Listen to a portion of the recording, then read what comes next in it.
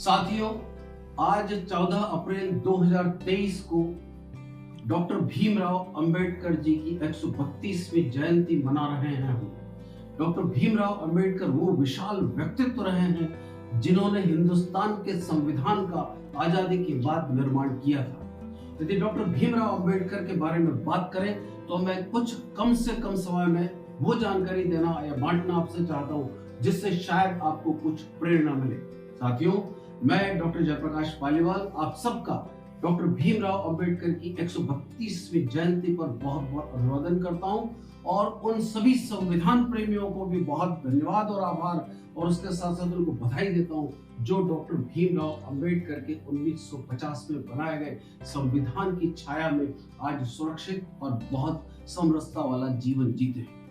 आज हमारे लिए राष्ट्रीय समरसता दिवस के रूप में भी ये दिन मनाया जाता है। मैं डॉक्टर भीमराव अंबेडकर जी के बारे में एक वो बात कहना चाहता हूँ कि वो नीले कपड़े क्यों पहनते थे। नीले कपड़ों के बारे में ऐसा कहा जाता है कि जो ब्रिटेन में पढ़ाई के लिए गए उस वक्त वहां पर सफेद पोश और नीले ड्रेस वाले लोगों का वहां पर बहुत महत्व था। नीले कपड़े वहां पर वो लोग पहना करते थे जो मेहनतकश मजदूर थे और खुद अपनी मेहनत के दम पर, अपने काम के दम पर, अपने परिश्रम के दम पर अपना परिवार पालते थे। और सफेद पोश लोग उनको कहा जाता था जो उन पर राज्य करते थे। डॉक्टर भीमराव अंबेडकर ने नीले कपड़े पहनकर ये शपथ ली थी, ये प्रतिज्ञा ली थी कि नीले कपड़े पहनकर कहीं न कहीं हम इन नीले कपड़े और सफेद कपड़ों के बीच में समानता के लिए कुछ न कुछ करेंगे। इसी चीज विशालता के साथ उन्होंने अपनी शिक्षा का वहां पर शुरुआत की थी।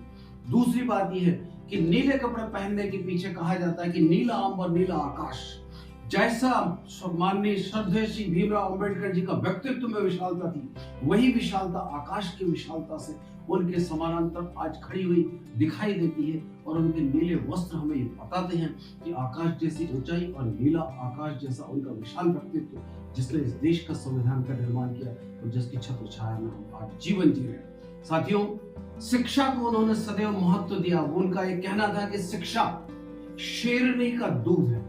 जिस किसी को भी ताकत चाहिए वो शिक्षा ले और शेरनी का दूध पिए। इस शेरनी का दूध को पीने वाले के बारे में वो कहते थे कि जिसने शिक्षा की शेरनी का दूध पिया वो कहीं पर भी मात नहीं खा सकता। आपको कहना चाहूंगा कि उनके पास अनेकों डिग्रियां थी। कुछ लोग बोलते हैं कि उनके पास 36 डिग्रियां थी, कुछ लोग इससे भी ज्यादा डिग्रियां बोलते हैं। साथ में मैं ये भी कहना चाहूंगा कि उन्होंने 4 अलग अलग महत्वपूर्ण विषयों पर पीएचडी किया था।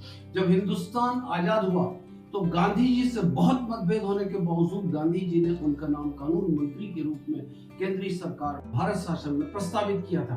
कानून मंत्री के रूप में जब उन्हें संविधान निर्माण की बात कही गई थी तो उन्होंने 60 देशों के संविधान का निरीक्षण और अवलोकन और अध्ययन किया था। उसके बाद उन्होंने संविधान का निर्माण किया।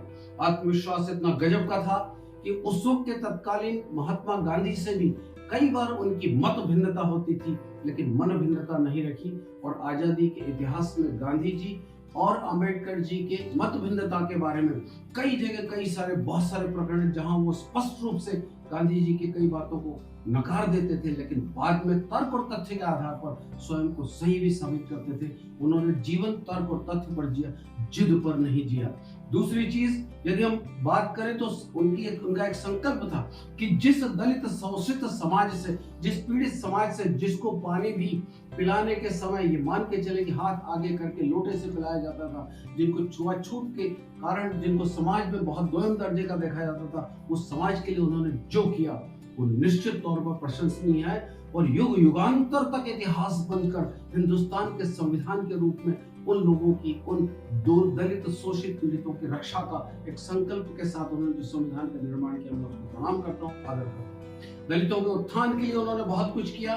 साथ ही उनका एक और कथन हमेशा रहता था कि जिंदगी लंबी नहीं होना चाहिए, जिंदगी बहुत शानदार होना चाहिए।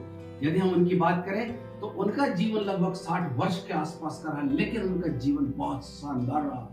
एक एक पल उनके जीवन का देखें, चाहे वो स्कूल शिक्षा की बात हो, चाहे उनके कॉलेज अध्यापन की बात हो, चाहे उसके बाद उनका दलितों के संघर्ष की बात हो, चाहे उसके बाद हिंदुस्तान की आजादी के मामले में उनकी भूमिका की बात हो, आजाद हिंदुस्तान के बाद चाहे उनका कानून मंत्री के रूप में दायित्व की बात हो, एक एक जीवन, एक एक पल उनका शानदार उन्होंने जिया। और ऐसी शानदार जिंदगी को सदैव के बारे में हमेशा सदैव कहा करते थे कि जिंदगी लंबी नहीं, जिंदगी शानदार होना चाहिए। आज हम हिंदुस्तान की बात करें तो आज हिंदुस्तान की राजनीति में कोई दल ऐसा नहीं है जिनको उनकी आवश्यकता नहीं है।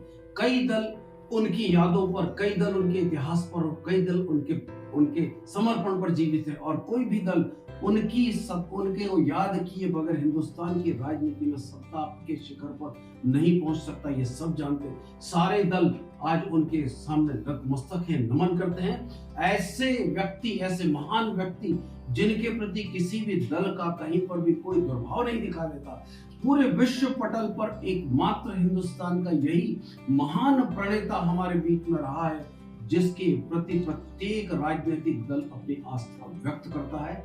निश्चित तौर पर उनके व्यक्तित्व की महानता का ही असर है कि हर एक दल उनको याद किए बगैर और उनके नाम के सहारे के बगैर राजनीति के शिखर पर या सत्ता के शिखर पर पहुंचकर हिंदुस्तान में या उनके किसी प्रदेश में राज्य नहीं कर सकता। अंत में मैं यही कहना चाहूंगा कि उनका एक वक्तव्य हमेशा रहता था कि मैं उन लोगों के लिए सो नहीं पाता हूं जो सोते रहते हैं। ये वक्तव्य उनका दलितों के लिए, शोषितों के लिए, पीड़ितों के लिए और उन निर्धन गरीबों के लिए होता था जिनके साथ छुआछूत और भेदभाव का बर्ताव किया जाता था। निश्चित तौर पर यदि उनकी जीवन की बात देखें तो जितना अध्ययन वो करते थे, वो अध्ययन की विशालता बहुत महत्वपूर्ण है, उनका व्यक्तित्व बहुत महत्वपूर्ण है, शिक्षा और आत्मविश्वास से लबरेज वो बहुत ज्यादा थे, समाज का वो बहुत सम्मान करते थे, दलितों के उत्थान के लिए उन्होंने सब कुछ किया, और एक शानदार जिंदगी जीने के साथ साथ उन्होंने जो बोला था आज वो बहुत प्रासंगिक है कि मैं उन लोगों के लिए सो नहीं पाता हूँ जो सोए हुए हिंदुस्तान के पटल पर हैं।